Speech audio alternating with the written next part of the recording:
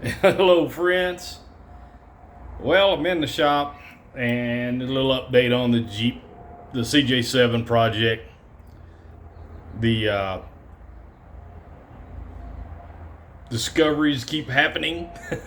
One of the discoveries I've got, and it really wasn't, it was a discovery, I guess you say a discovery. But anyway, uh, the worst rust on this whole Jeep was on the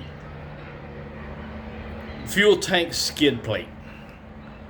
Now the fuel tank skid plate, it's really not much of a skid plate. It's not like a real thick piece of metal like you'd think a skid plate would be.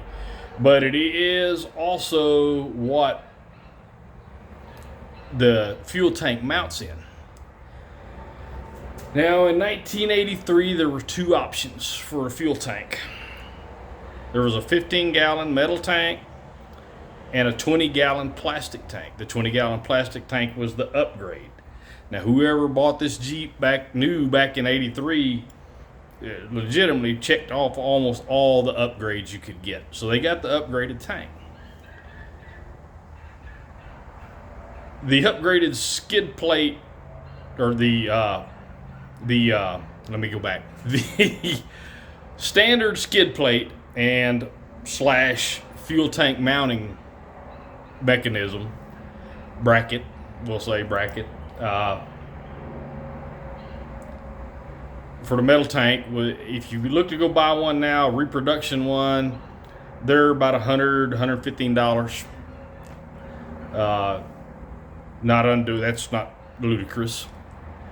But when you jump up to the 20-gallon fuel tank, those skid plates get to be around $600. I mean, they increase sixfold. I can find used ones out there for $230, $300.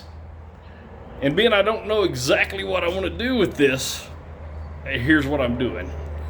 Or do with this Jeep. Here's what I'm doing now.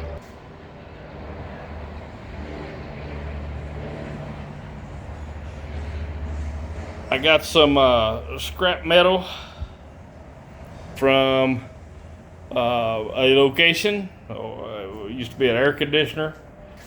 And I cut some patch panels. I got one of them over here. And there's the 20-gallon fuel tank, the plastic one. And the previous owner had pulled this skid plate out and had it sandblasted. It was just bare metal when I got it. It was already starting to flash rust again, so I put some Osfo on it. That's what the white powdery stuff is, and I'm going to have to brush that all off whenever I get to the finish line here. But as you can see, tripped over stuff. Man, this side is in pretty good shape. I mean, it's got a couple of bangs in it, but it's a skid plate, so it's supposed to have bangs in it. But for whatever reason, whatever happened over here, this whole side just rotted out on it. So what I'm doing in the meantime, just to get the Jeep fired up and running, this is going to be part of it, because I got to get like I said, the fuel delivery is the reason why everybody thinks this Jeep is not running right now. So I got to get that tank cleaned up and mounted. And I'm not spending $600 on a new skid plate right now. I'm just going to make a patch panel like I've cut out here. I'm going to weld that on a little bit and get it good enough.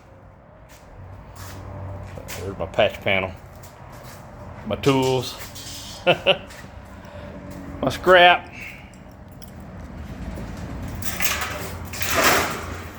But anyway, I'm just going to get it good enough. This is some hardcore redneck engineering. I'm not going to get into some down and dirty fabrication. I'm just going to get it good enough where it will go up under there and we can get the fuel back in the tank and hopefully the fuel up to the engine and running. There's the update. Y'all have fun out there.